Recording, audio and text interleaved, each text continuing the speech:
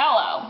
So, last night was Nuit Blanche in Toronto, which is something that I think happens in most cities these days. Just like an all-night art event. It was really fun, quite chilly. I stayed out really late, and as I was heading home, I was waiting for the college streetcar, and I was like, okay, I'll just walk down college, and when the streetcar comes, I will hop on it and get home.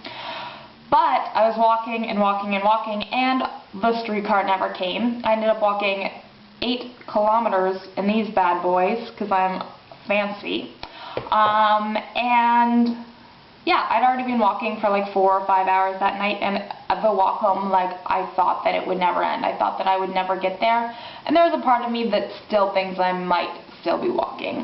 That's what this poem is about. Convenient that this story actually leads to something.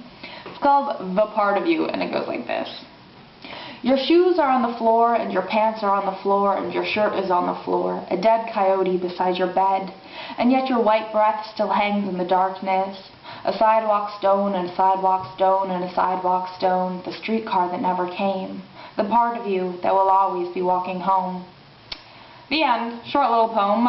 Thanks so much for walking. Sorry, I got really...